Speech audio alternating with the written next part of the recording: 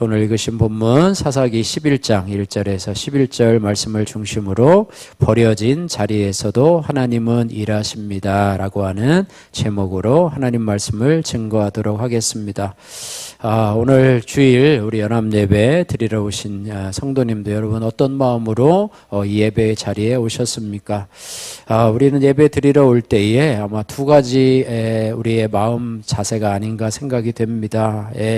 한 주의 삶이 은혜스러웠고 그러신 분들은 마음의 은혜와 평강이 넘치고 늘 담대한 마음으로 하나님 앞에 그런 좋은 마음으로 하나님 앞에 나왔지만 어떤 날은 이 한 주 동안의 여러 가지 문제로 마음이 무거워서 가라앉고, 또 어떤 날은 자신이 너무 초라하게 느껴지고, 어떤 날은 스스로 나는 왜 이 모양인가라는 생각 속에 주저앉은 상태로 예배를 드리러 올 때도 있을 것입니다.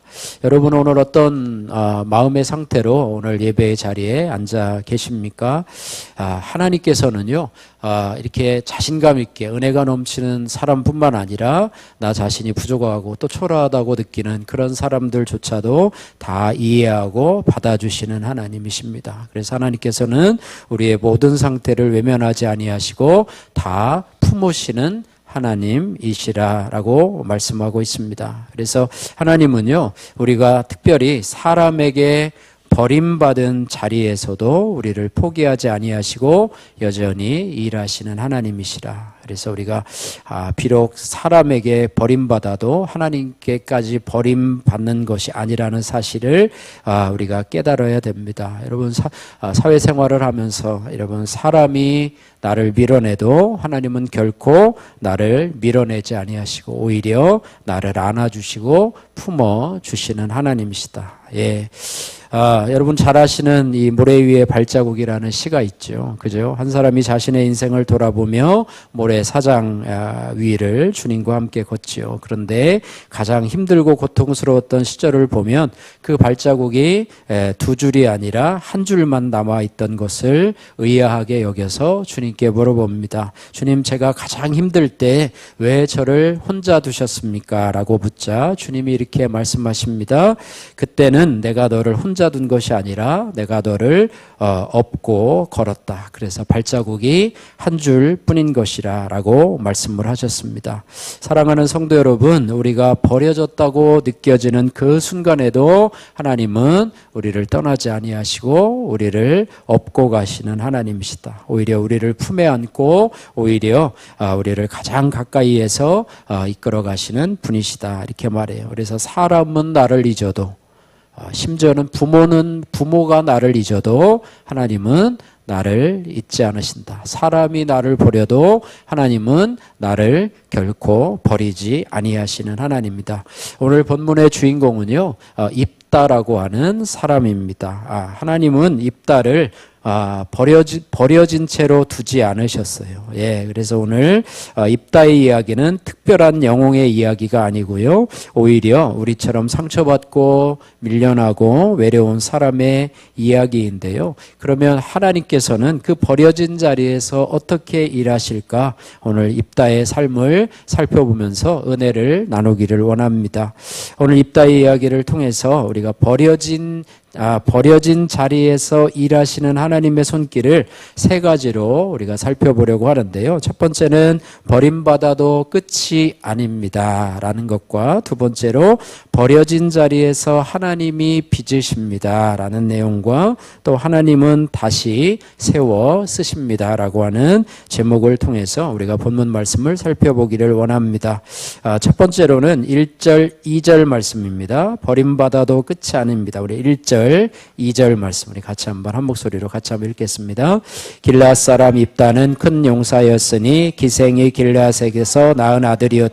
길르앗의 아내도 그의 아들들을 낳았더라. 그의 아내의 아들들이 자라매 입다를 쫓아내며 그에게 이르되 너는 다른 여인의 자식이니 우리 아버지의 집에서 기업을 잊지 못하리라 한지라. 아멘.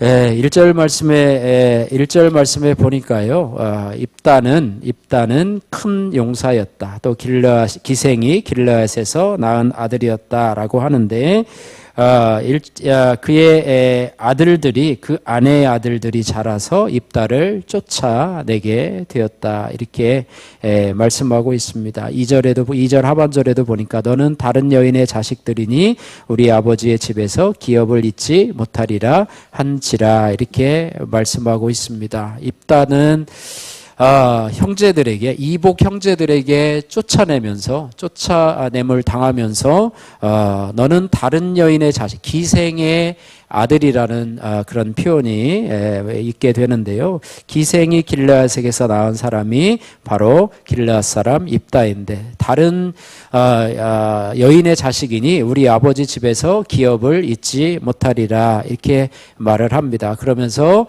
입다를 쫓아내죠.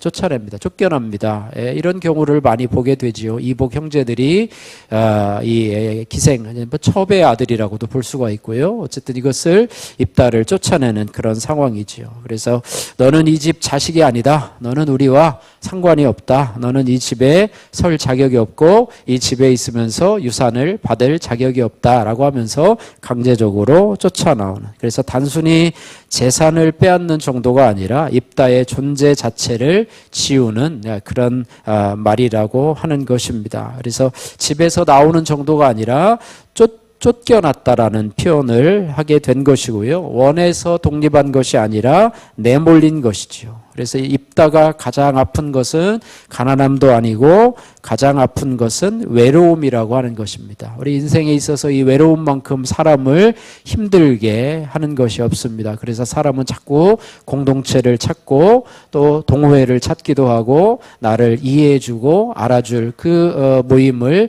찾아가기도 하고 또 그래서 세상에서 그런 나의 이런 속사정을 나눌 친구가 한 명만 있다면 내 인생은 성공한 삶이다. 그런데 아무도 나의 말을 들어줄 사람이 없어요. 나의 속사정을 들어줄 사람이 없습니다. 오늘 입다가 이런 상황이었다고 하는 것입니다. 가족에게 버림을 받고요. 또 공동체에서 밀려나는 아픔들을 겪었습니다. 그래서 사람은요, 돈이 없어도 살아갈 수가 있습니다. 그러나 사람은 너는 필요 없다라는 말에 무너지게 되는 것입니다. 그래서 우리 성도님들은 우리 가장 가까운 사람들에게 자주 이런 말을 해줘야 돼요. 한번 따라해 보세요. 당신은 소중한 존재입니다. 당신은 소중한 존재입니다. 라는 말을 자주자주 해주시기를 바랍니다. 그런데 놀랍게도 사람에게 버림받은 입다를 향해서 성경은 1절에 이렇게 표현을 합니다. 1절에 보니까 길르앗 사람 입다는 뭐라고요?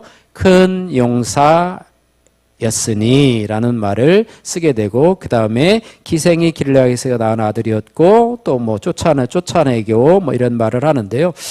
왜 이 입다를 소개하면서 이 길르앗 사람 입다는 큰 용사였으니라고 사람들에게 버림받은 입다를 향해서 이렇게 말을 할까 뭐 이렇게 하게 되는데요. 여기 길르앗 사람이라고 하는 것은 입다가 어느 지방 출신인지 특별히 요단 동편의 길르앗 지역 사람이라는 배경 설명입니다. 핵심은 그 지명이 아니고요. 그 다음에 이어지는 하나님의 선언인데요.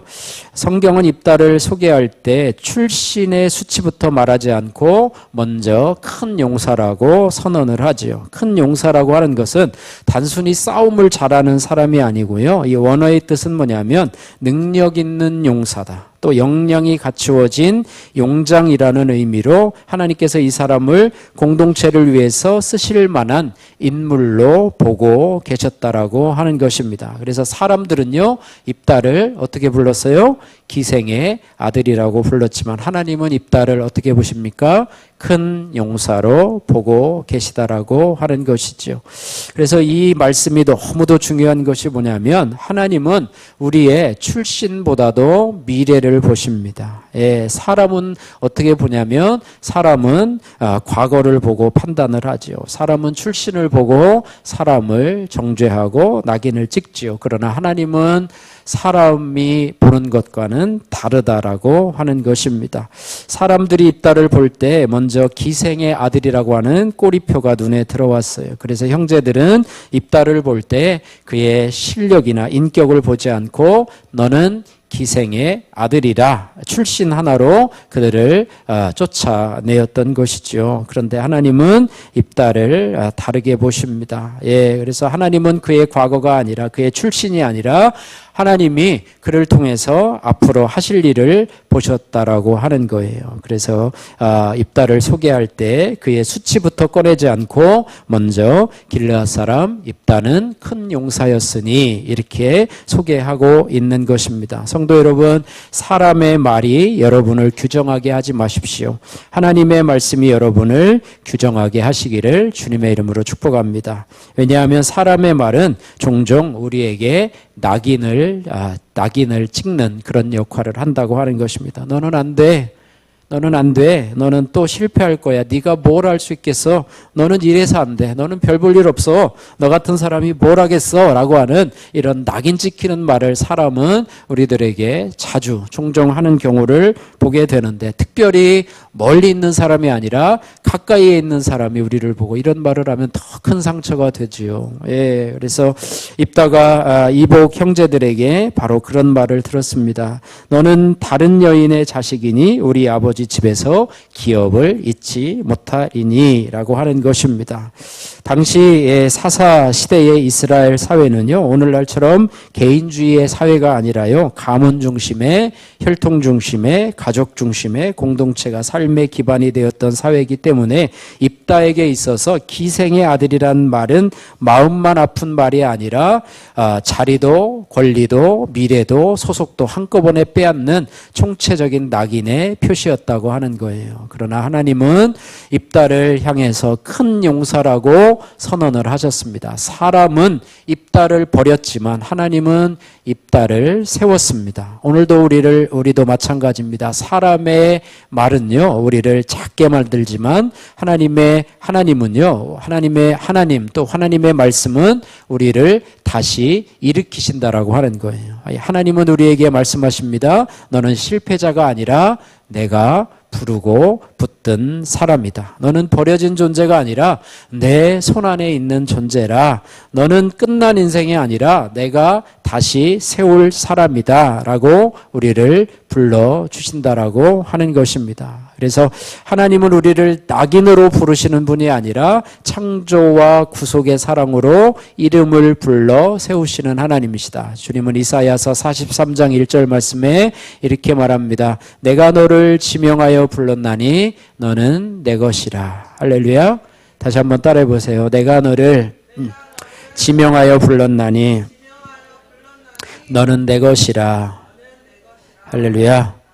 하나님은 종종 사람이 문을 닫는 그 자리에서 새로운 문을 여시는 분이십니다. 사람이 끊어버린 길이 끝이 아니라 다시 시작하게 하는 출발점이 된다고 하는 거예요. 입다는 가족에게서 형제에게서 쫓겨났지만 하나님은 그를 버려둔 채로 그냥 두지 아니하시고 이제는 그 자리에서 새로운 길을 준비하신다. 그러므로 하나님 안에서 끝난 인생은 한 사람도 없습니다. 할렐루야.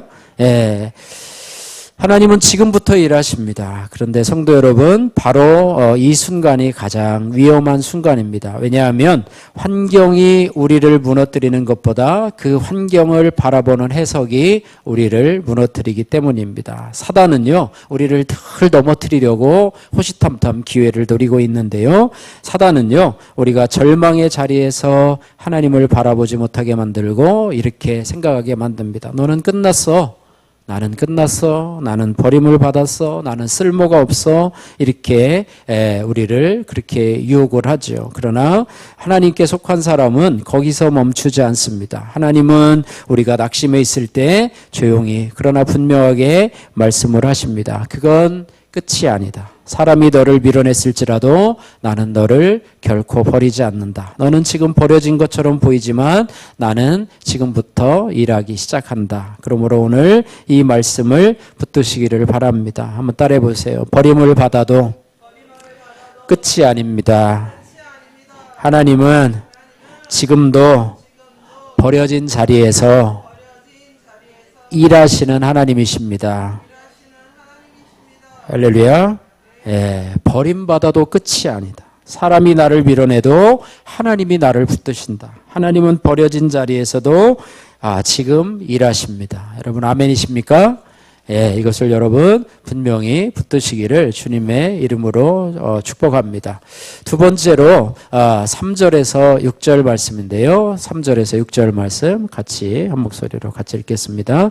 이에 입다가 그의 형제들을 피하여 돕당에 거주하며 잡류가 그에게로 모여와서 그와 함께 출입하였더라. 얼마 후에 암몬 자손이 이스라엘을 치려 하니라. 암몬 자손이 이스라엘을 치려 할 때에 길라 장로들이 입다를 데려오려고 돕당에 가서 입다에게 이르되 우리가 암몬 자손과 싸우려 하니 당신은 와서 우리의 장관이 되라 하니. 예, 입다는 어디로 갔냐면 쫓겨나서 어디로 갔다고요? 3절에 보니까 돕당에 갔다 이렇게 말해요. 무슨 땅이라고요? 돕당에 갔다. 예, 돕은요 정확한 위치가 분명히 밝혀진 곳은 아니지만 학자들은 요단강의 동편 길르앗 북쪽 변두리 지역으로 이렇게 해석을 합니다. 즉 중심 도시가 아니라 안정된 마을이 아니라 경계 지역 변두리 외곽 지역이라고 보는 것이죠. 사람들로부터 밀려난 자리가 바로 돕당이라고 하는 것입니다. 그런데 3절 후반부가 중요한데요. 3절 후반부를 보시면 잡류가 입다에게로 모여와서 그와 함께 출입하였더라라고 기록을 합니다.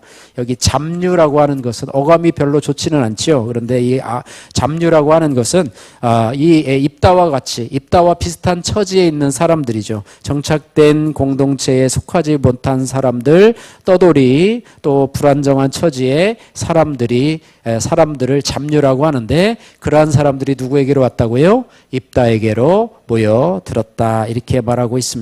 그래서 돕당은요 정상적인 사회 질서 밖에 있는 사람들이 모여 사는 곳. 그래서 돕당은 안전한 삶의 터전이라기보다는 밀려난 사람들이 살고 모이는 변두리 공간이었고 입다에게는 쫓겨난 사람들의 피난처와 같은 곳이었다 이렇게 말해요. 여러분 이것을 보면 우리가 어느 성경 구절이 생각나냐면 다윗이 쫓겨났을 때에 피하여 도망 다닐 때에 다윗에게는요 아둘람 굴이 있었어요. 아둘람 굴로 피했는데 그곳에서도 역시 다윗에게 사람들이 오늘 입다에게 잡류가 모이듯이 모여들었습니다.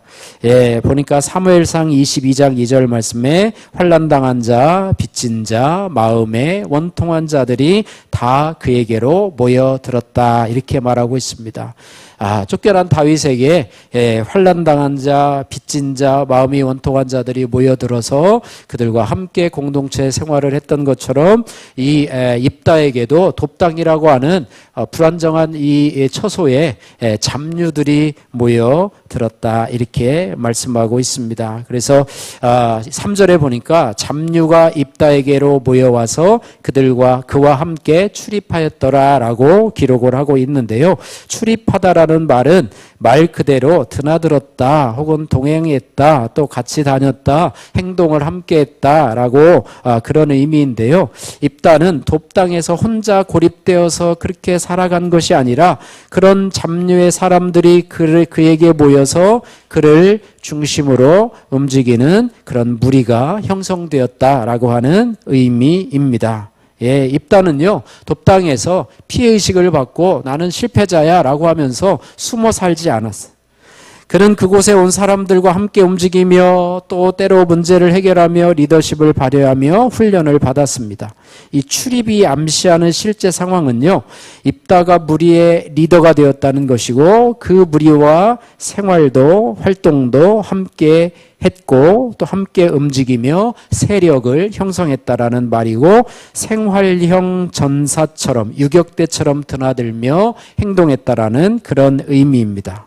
예, 그래서 돕당에서 입다는요 홀로 버려진 사람이 아니라 하나님이 붙여준 사람들과 함께 출입하며 지도자로 훈련을 받고 준비되어 가는 그런 삶을 살아갔다 이렇게 표현을 하게 됩니다. 그리고 4절에서는 이제 상황이 바뀌게 되는데요. 4절에서는 암몬 자손이 이스라엘을 치러 올라오게 되는데, 그러니까 이스라엘에 전쟁의 위기가 찾아오게 되고요. 그때에 길르앗 장로들이 돕당에 있는 입다를 찾아오게 됩니다. 예, 입다를 찾아오게 됩니다. 5절 말씀 같이 한번 읽겠습니다. 5절. 암몬 자손이 이스라엘을 치려 할 때에 길르앗 장로들이 입다를 데려오려고 돕당에 가서, 예, 하필 왜 입다였을까요? 예, 그 안에는 사람이 없었을까요? 입다를 좋게 봐서인가? 아닙니다. 그들의 그것도 아니고요. 전쟁이 일어나자 그들이 비로소 깨닫게 되는데 우리를 이끌 지도자가 없다. 그래서 그때 떠오른 사람이 누구였다고요? 입다였다고 하는 것입니다. 예, 왜냐하면 입다는요, 그동안에 돕당에 숨어 사는 그런 사람이 아니라 거기에 모여든 사람과 함께 출입하면서 위험한 환경 속에서 살아남고 사람을 이끌고 싸움의 경험을 쌓아가고 있었기 때문이라고 하는 것입니다. 그래서 그 소문이 어디에게까지 퍼졌냐? 길르앗 장로들에게까지 퍼졌다라고 하는 것입니다. 사람들은 입다가 변두리로 밀려났다고 생각하지만 하나님은 그 변두리에서 입다를 빚어가고 계시다. 훈련시키고 계셨다라고 하는 사실입니다. 예, 우리는요, 종종 중심에서 준비되어야 큰 사람이 될 수 있다고 생각을 합니다. 그래서 우리는, 우리 부모들은 이 자녀들을 엘리트 코스로 하려고 합니다. 서울의 이 부자들은요, 엘리트 코스. 그러니까 뭐죠? 조금만 잘하면 영어 유치원을 보내야 되고, 또 사립 초등학교를 보내야 되고, 국제 중학교, 국제 고등학교, 외국어 고등학교를 보내야 되고, S대를 보내야 되고, 이렇게 하면서 엘리트 코스를, 그 다음에 의대를 가야 되고, 이렇게 하면서, 그렇게 자녀들을 양육하려고 하는데, 그러니까 중심에서 준비되어야만 큰 사람이 된다고 생각하지만, 하나님은 종종 사람에게서 밀려난 자리, 돕당과 같은 자리에서 하나님이 쓰실 사람을 빚어 가신다라고 하는 것입니다. 여러분, 예산 땅에 있다고 여러분 너무 낙심하지 마십시오. 예, 낙심하지 마시고 하나님, 이곳에서도 하나님은 저와 여러분들을 빚어 가고 계신다라고 하는 사실을 여러분 기억하셔야 될 것입니다. 하나님은요, 변두리에서 사람을 만드신, 그래서 모세는 어디에서 만들어졌습니까? 광야에서 40년 동안 양을 치면서 거기서 만들어졌죠. 다윗은 어디에서 만들어졌습니까? 형들은 집에서 아버지와 함께 있었지만은 다윗은 양을 치면서, 그죠? 양을 쳐. 사무엘 선지자가 와도 소개도 안 시킬 정도로 양을 치는 그 양치기의 목장에서 만들어졌습니다. 그리고 요셉은 어디에서 만들어졌느냐? 감옥에서 만들어졌지요. 왕의 신하들을 가두는 감옥에서 만들어졌고 연단이 되었습니다. 본문의 입다는 어디서 만들어졌느냐?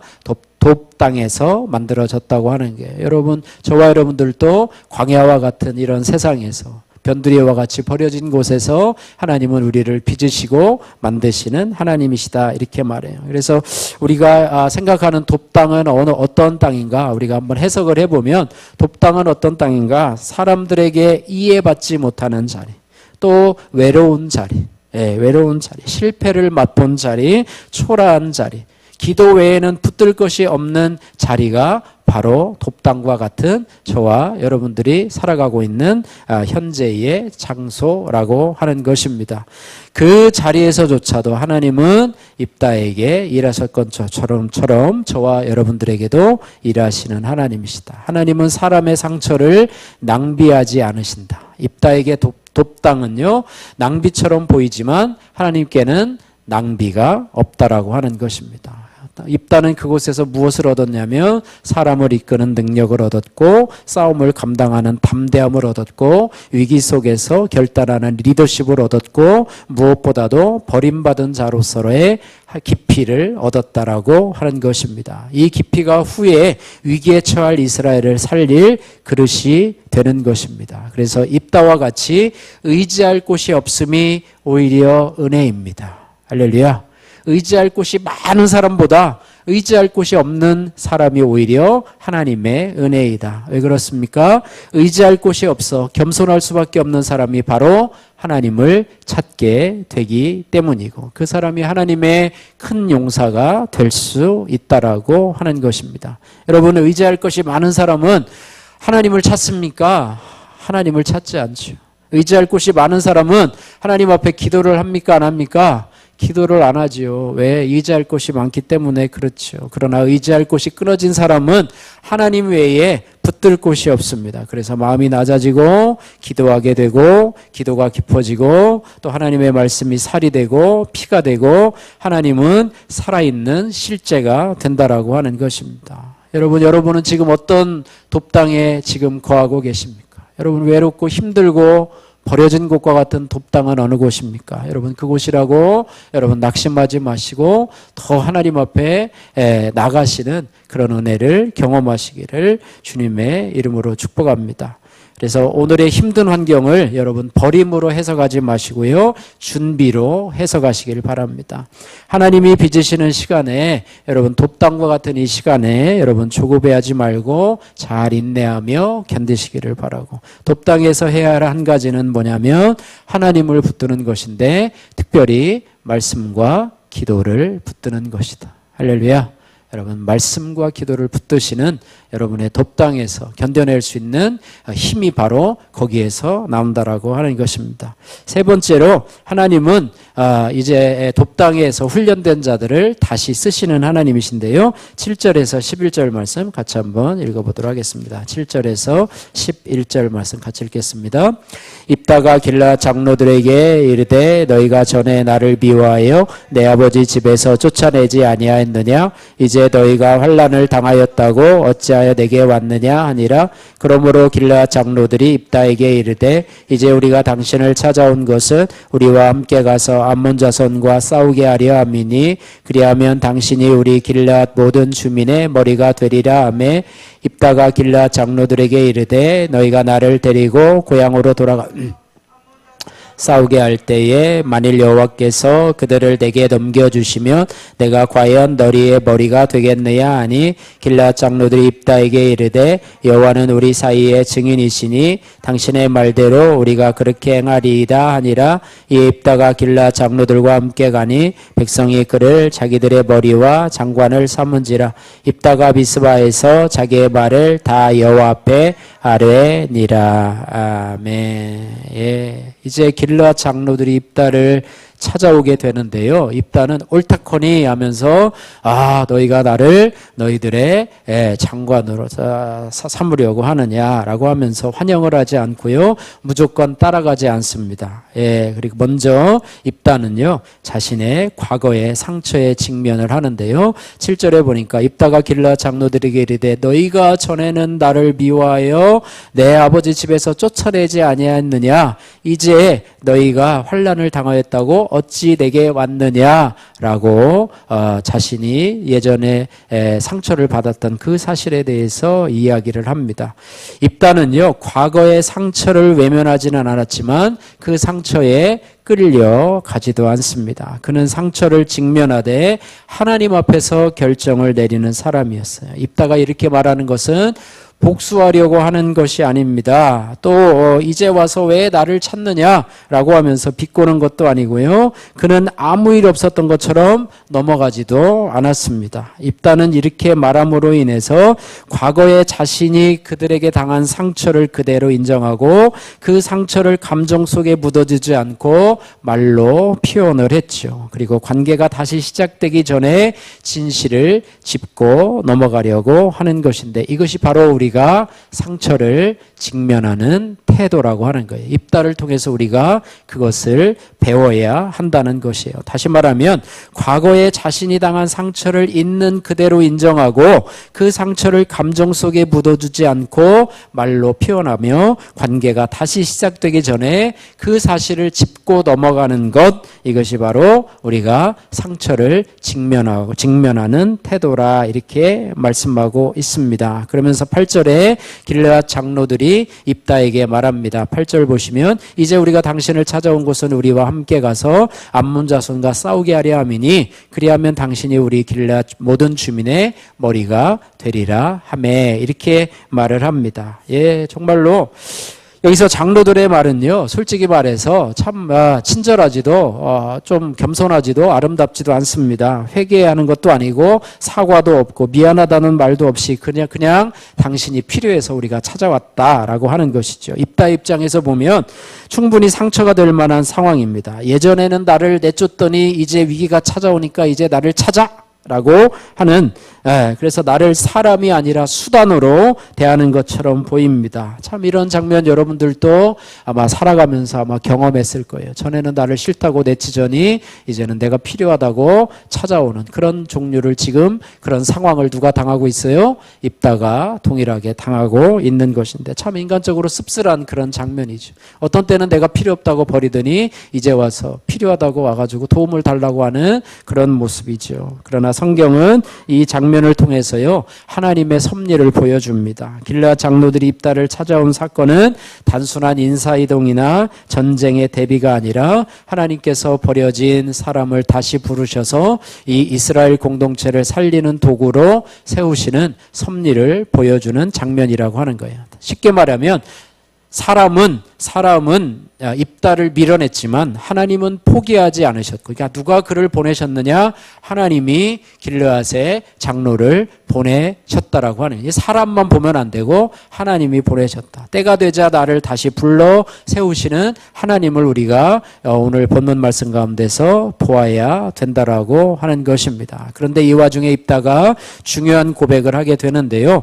9절 말씀에 보니까 입다가 길르앗 장로들에게 이르되 너희가 나를 데리고 고향으로 돌아가서 암몬 자손과 싸우게 할 때에 만일 여호와께서 그들을 내게 넘겨주시면 내가 과연 너희의 머리가 되겠느냐라고 이야기를 합니다. 이제 내가 너희의 제안을 받아들여서 이제 너희 고향으로 가서 암몬 자손과 싸우는데 만약 여호와께서 그들을 내게 넘겨주시면 내가 과연 너희의 머리가 되겠느냐라고 하면서 되묻습니다. 입다는 지금 협상 조건을 따지는 것이 아니고요. 그는 결정권을 사람에게 있지 않고 하나님께 있다는 사실을 분명히 선언하고 있습니다. 입다는요, 어떻게 말하는가 하면 내가 싸워서 이기면이 아니라 여호와께서 그들을 넘겨주시면이라고 표현을 하고 있습니다.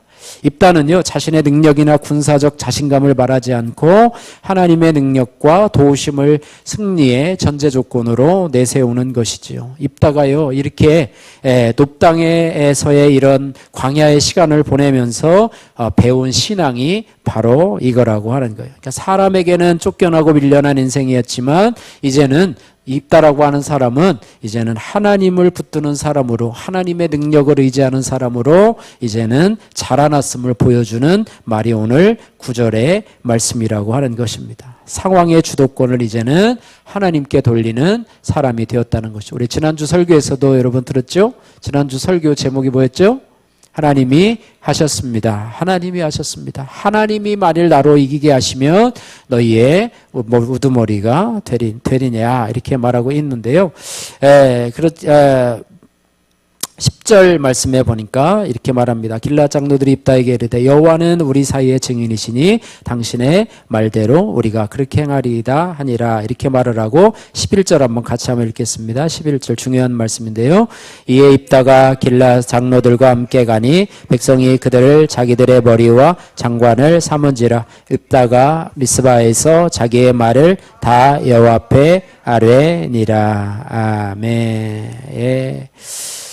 이제 길르앗 장로들과 함께 그곳에 가게 되는데요. 마지막에 뭐라고 되어 있습니까? 입다가 미스바에서 자기의 말을 다 여호와 앞에 아뢰니라 이런 표현이 있습니다. 이거는요, 여호와 앞에서 자기의 말을 다 말하니라 뭐 이렇게 상관에게 보고하듯이 이렇게 하나님 앞에 보고한다는 단순한 내용이 아니고요. 이건 뭐냐면 여호와 앞에서라고 하는 것은 어떤 의미를 가지고 있냐면 하나님을 증인으로 모시고 하나님께 자기의 결단을 올려드리고 자신의 사명을 하나님 앞에 맡기는 행동이 바로 여호와 앞에서라고 하는 단어라고 하는 것입니다. 입다는 이제 단순히 사람들 앞에서 지도자가 아니라 하나님 앞에서는 지도자가 되었다라고 하는 표현을 오늘 성경은 쓰고 있다라고 하는 것입니다. 하나님은요, 입다를 회복해서 멈추지 아니하시고 이제는 사명으로 인도하십니다. 예, 저와 여러분들도 지금까지 여러분의 인생을 참 힘들게 살아왔는데요. 하나님께서 우리에게 주신 사명이 뭐냐? 영혼 구원의 사명이라고 하니까. 인생의 목적은 행복이 아니라 거룩이고 거룩을 뛰어넘는 것은 뭐냐? 영혼 구원이라라고 하는 것입니다. 예수님께서 십자가상에서 마지막 말이 다 이루었다라고 하는데 무엇을 다 이루었느냐? 내가 꿈을 다 이루었느냐? 목표를 다 이루었느냐가 아니라 예수님의 꿈 목표는 뭐였냐면 영혼 구원이라고 하는 거예요. 십자가를 지심은 영혼 구원이라고 하는 거예요. 죄 가운데서 죄와 저주와 심판을 받아 마땅한 그들을 위해서 십자가에 죄 없으신 하나님의 아들 예수님이 대신해서 그 저주와 심판과 그것을 당하셨기 때문에 다 이루었다 말씀하신 것처럼 입다가 이제는 쫓겨나서 위로를 받고 또 사람들을 모아서 그저 훌륭한 장수가 되는 것에 그치지 않고 이제는 이스라엘을 구원하는 사명, 오늘날로 해석을 하면 이제는 영혼을 구원하는 사명, 이것이 가장 저와 여러분들에게 귀한 사명으로 여러분 마음속에 깊이 새겨지시기를 주님의 이름으로 축복합니다. 나만 혼자 천국에 갈 수 없잖아요 라고 하는 그런 책이 있는 것처럼요, 여러분 내가 구원받아서 나만 혼자 천국에 가는 것이 아니라 옆에 우리 자녀들도 우리의 이웃들도 친한 친구들도 친척들도 함께 천국에 갈 수 있도록, 나만 천국 가면 되지 라고 하는 이기적인 마음으로 살아가는 것은 하나님 앞에 온전치 못한 마음인 줄로 믿습니다. 나만 구원받아서 천국에 가는 것이 아니라 천국을 알지도 못하고 구원도 알지도 못하는 사람에게 복음을 전해서 그도 함께 천국으로 가는 여정에 함께 같은 배를 타고 함께 걸어간다면 이것이 우리의 삶의 가장 큰 축복의 그런 사명이 아닌가 이렇게 생각이 됩니다. 그래서 오늘 말씀을 우리가 마치면서 우리가 생각해 봅니다. 버림받아도 따라해 보세요. 버림받아도 끝이 아닙니다. 버려진 자리에서 하나님이 빚으십니다. 하나님은 회복시키시고 사명을 감당하도록 사용하십니다. 할렐루야. 돕당은요, 입다에게 추방의 자리가 아니라 하나님의 손에 붙들린 사람만 통과하는 그런 자리에 섰다라고 하는 것입니다. 지금은 여러분 혹시 여러분이 돕당에 있다면 여러분 힘드시겠지만 이 시간이 여러분의 신앙과 인생을 더 깊게 만들고 있다는 사실을 여러분 꼭 기억하시고, 여러분이 지금 버려졌다고 느껴진 자리, 또 억울하다고 느껴지는 그 자리가 바로 하나님의 사랑의 손길이 닿는 자리다. 어쩌면 저와 여러분들은 지금 돕당에 서 있을지도 모릅니다. 사람들은 여러분을 버렸다고 하지만 그러나 하나님은 그 자리에서도 여러분을 버리거나 포기하시지 않으시는 하나님이시라고 하는 것입니다. 그래서 우리는 하나님 앞에 늘 결단을 해야 합니다. 하나님, 나를 다시 세워주세요. 하나님, 지금 내 자리에서도 일해 주시옵소서. 하나님, 내 인생을 하나님 앞에 올려드립니다. 사명자로 쓰임받을 수 있도록, 영혼 구원의 사명자로 쓰임받을 수 있도록 도와주세요. 이런 기도가 저와 여러분들에게 있기를 주님의 이름으로 축복합니다.